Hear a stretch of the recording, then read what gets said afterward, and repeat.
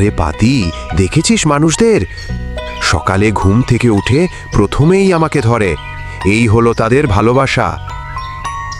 হ্যাঁ রে, আমাদের ছাড়া তো তাদের চোখই খোলে না। মনে হয় যেন আমরা চা না, তাদের ওয়াইফাই কানেকশন।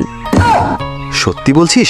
আমি একদিন একটু ঠান্ডা হলে সবাই মুখ কষে ফেলে, এই কাপটা গরম না। আমার অবস্থা তো আরও খারাপ।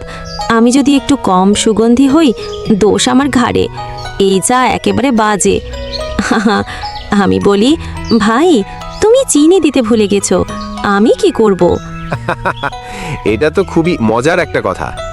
আরে পাতি, গরমে ঠান্ডা চা খায়, শীতে আবার গরম চা খায়, এমন দ্বিমুখী আচরণ আমি জীবনে দেখিনি।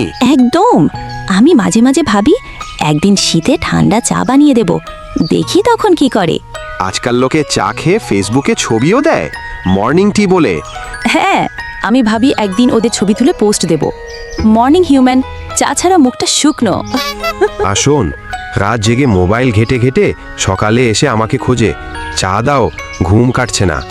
আমি একদিন বলবো আগে ঘুমাও, তারপর চা খাবা, কিন্তু শোনে না তো। মানুষ ডায়েট করতে বলে, চিনি দেব না, কিন্তু গোপনে 1.5 চামচ চিনি দিয়ে ফেলে। ও আচ্ছা, তারপরও বলে ডায়েট করছি। আমি বলি, ভাই তুমি চিনি না খেয়ে শুধু আমাকে খাও, তবেই তো ডায়েট। আরে বাপরে, একবার দেখেছিলাম একজন চায়ের সাথে বিস্কুট ডুবিয়ে খেতে গিয়ে পুরো কাপের ভেতর ফেলে দিল। ইস, ভাবা যায়? আমি তো সেটা দেখে হেসে মরছিলাম। আমি তখন ভাবলাম, চা না, এটা এখন বিস্কুটের স্যুপ। আরে বাস, জানিস পাতি, তবুও মানুষ আমাদের ভালোবাসে। সকালে আমাদের ছাড়া তারা বাঁচতেই পারে না। এটা তো সত্যি অবাক করার মতো। একদম, আমরা চা পাতা না, আমরা তাদের এনার্জি ব্যাটারি। আরে বাস, তাহলে চিয়ার্স পাতি, মানুষের মজার অভ্যাস নিয়ে আরো হাসাহাসি চলুক। এটা তো দারুণ একটা কথা। চিয়ার্স, কিন্তু আগে আমাকে গরম পানিতে ডুবিয়ে দাও, আমি রেডি।